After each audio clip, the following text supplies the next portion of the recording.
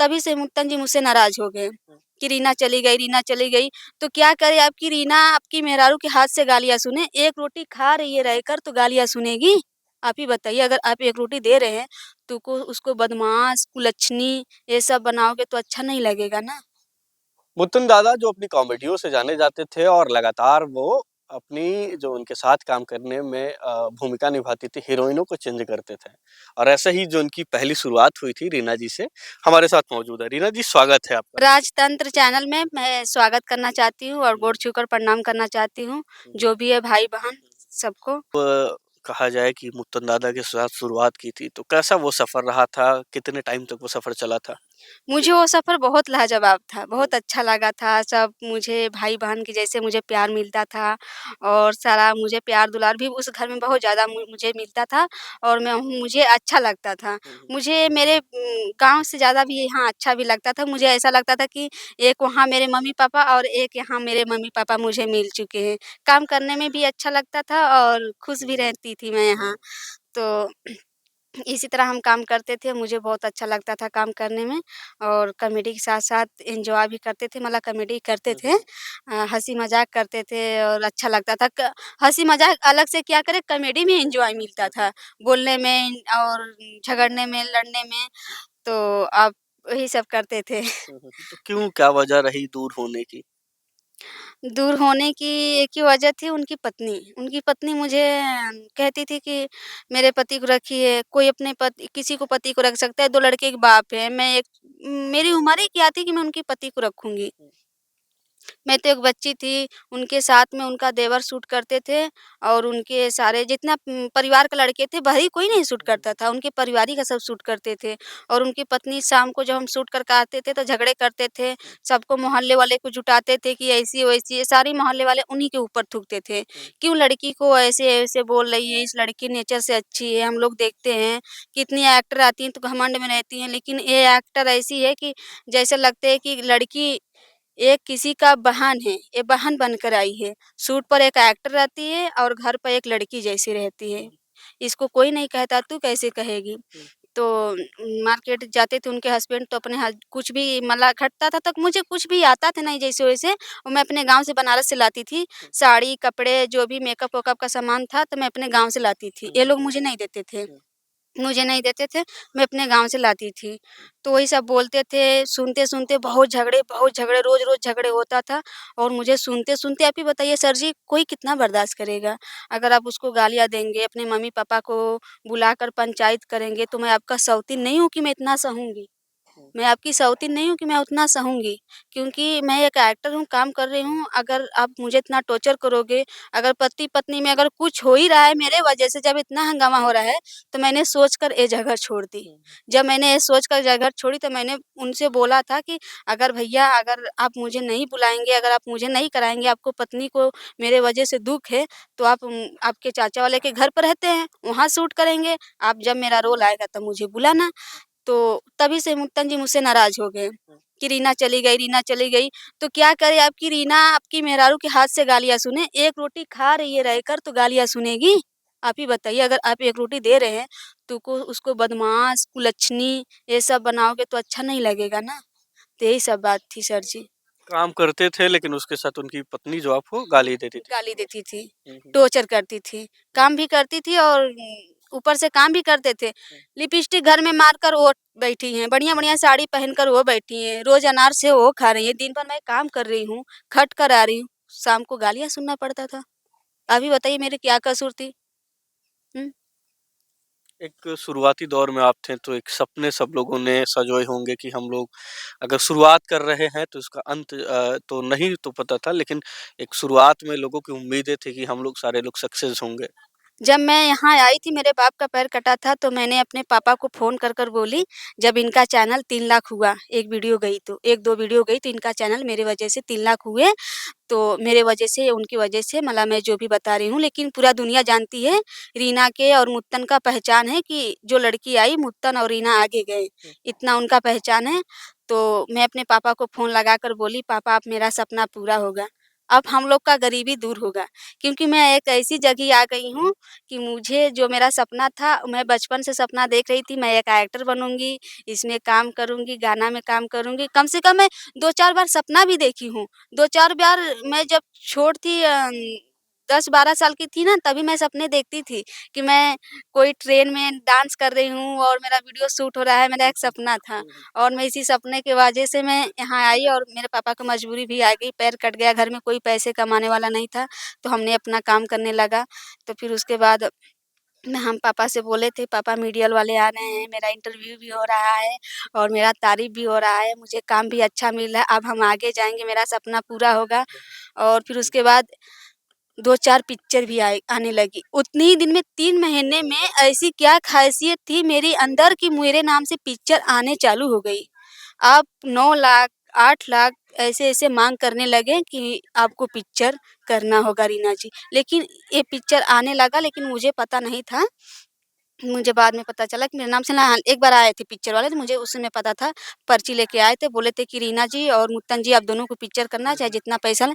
3 ही महीना में आप सर देखिए कि मेरे नाम से पिक्चर अभी तक किसी के नाम से नहीं आने लगा। मेरे नाम से पिक्चर सब लोग सोचते थे, भागते थे, रोज़ डेली दरवाजे पर आ जाते थे। बड़े-बड़े, बड़े-बड़े दूर-दूर से मिलने के लिए आते थे, फ़ोटो खींचने के लिए गुलदस्ता लेकर आते थे, बहुत से लोग आते थे, मैं बहुत ज़्यादा खुश एक होती मन थी। में तकलीफ़ है। हाँ, मन में बहुत भारी तकलीफ़ है क्योंकि मेरा सपना टूट गया ना, मेरा सपना पूरा नहीं हुआ। मेरे बाप का सपना टूट गया। मेरे बाप को सब कहने लगे कि इनकी बेटी ऐसी है, वैसी है, सपना मेरा टूट गया। मेरे 2 भाई हैं, मैं 2 भाई की पगड़ी और बाप की पगड़ी बचाने के चक्कर में यहाँ आ गई हूँ। कहा जाए जो सपने बूँदे थे सारे टूट गए। सब टूट गया है मेरा सपना, जो सपना था वो टूट गया। लेकिन टूट गया तो है ज़रूर लेकिन उम्मीद लगा रही हूँ सभी से जितनी भाई-बहन जो भी हैं फैन लोग, मैं सबसे एक ही गिनती कर रही हूँ हाथ जोड़कर कि अगर आप लोग मुझे सपोर्ट करना चाहते हैं, आप लोग मुझे यूट्यूब चैनल पर देखना चाहते हैं तो मुझे भी सपोर्ट करिए। हाँ, मुझे भी आगे बढ़ाइए क्योंकि मैं भी आगे जाना चाहती हूँ। अगर नहीं करना चाहते हैं तो फिर मैं तो लौकूँगी नहीं। अच्छा क्या-क्या बातें उनकी पत्नी आपसे कहती थी, मुत्तन दादा की पत्नी आपसे? पुत्तन दादा की पत्नी बस यही कहती थी हुँ, कि तुम मेरे पति से दूर रहा करो। हुँ, मेरे पति से दूर रहा करो, तो मैं उनको बोली कि मैं आपके पति के कहाँ पास रहती हूँ कि मैं दूर रहूँ, हाँ? वो तो शूट होती तब तो हम पति-पत्नी का आप ही बताइए सर, आप ही लोग भाई-बहन जो भी हैं, जो भी सभी लोग पिक्चर देखते हैं, एक से एक पिक्चर हो स्टार्ट होता है, कितनी खराब-खराब पिक्चर स्टार्ट होता है, ये तो कॉमेडी वीडियो है।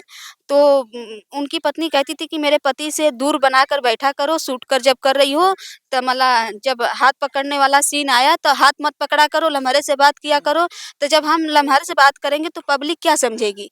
कहेगी कि तो बस नाटक कर रहे हैं।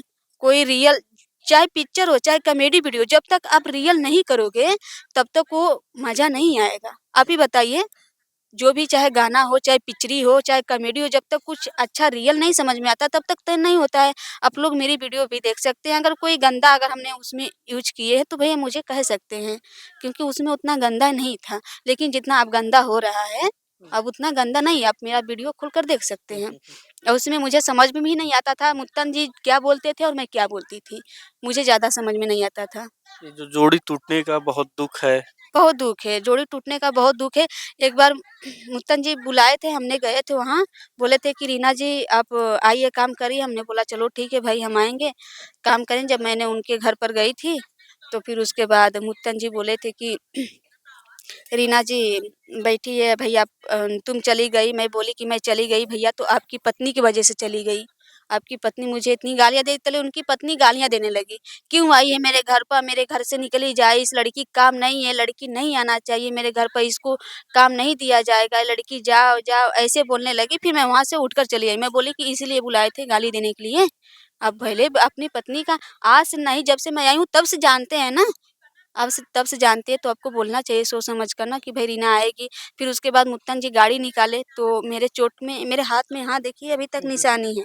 हुँ। यहाँ मुझे गाल घाव लगा था, मैं गई थी वहाँ दर्शन करने के लिए, चौकियाँ दर्शन करने के लिए गई थी मैं जैसे कि फ़ोर व्हीलर वाला साइड मार दिया, तो मुझे चोट लग गई थी तो मुत्तन जी की गाड़ी निकली थी, तो मुत्तन जी आए थे तो मुझे पूछे नहीं कि रीना चाहे जो भी पूछे लेकिन मैं मुझे कहना नहीं चाहिए मुझे 2 मीठा लेकर आए थे, 2 लड्डू दिए, बोले रीना लो मीठा खा लो।